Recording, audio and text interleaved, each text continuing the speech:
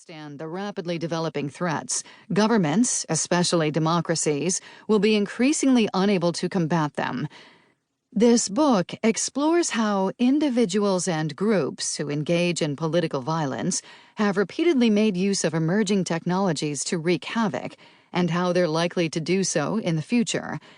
Many scholars have argued that such non-state combatants rarely innovate new forms of weaponry, that they are tactically sophisticated but technologically crude.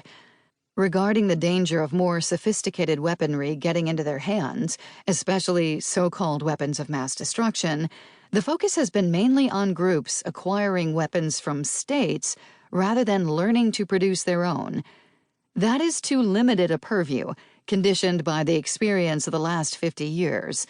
A longer historical view, stretching back to the 19th century, reveals that, in fact, terrorists and insurgents have repeatedly seized opportunities presented by new technologies, innovating deadly new uses for them, and sometimes even adopting them ahead of their use by traditional military forces.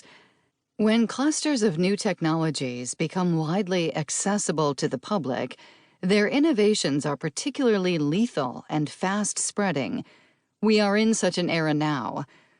Placing our current technological advances into the historical context of key innovations used to wage politically disruptive violence, this book will first explore why certain kinds of emerging technologies are rapidly adopted by rogue actors. We'll then consider how those emerging today are already changing who is able to muster formidable armies and show up on the battlefield, how individual acts of violence can be perpetrated, and even who may gain the ability to catalyze state-to-state wars. Traditional warfare concepts of the massing of force, logistics, and power projection, the understanding of which has been essentially stable for centuries, must evolve in the face of novel challenges. Imagine a successor to the Islamic State, for example, teaming small numbers of fighters with autonomous suicide attack vehicles, flying unmanned systems through urban sewer systems, and assassinating key government leaders with facial recognition software, all while using 3D printing to reproduce an endless supply of replacement parts, such as drone blades and motors. Technological advancements are heightening global instability in ways that extend far beyond the battlefield. States will still be the dominant form of governance, but tomorrow's question is what kinds of states?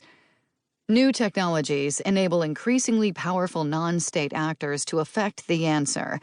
Power is shifting away from democratic states, and they must prepare for and defend against the potentially seismic consequences.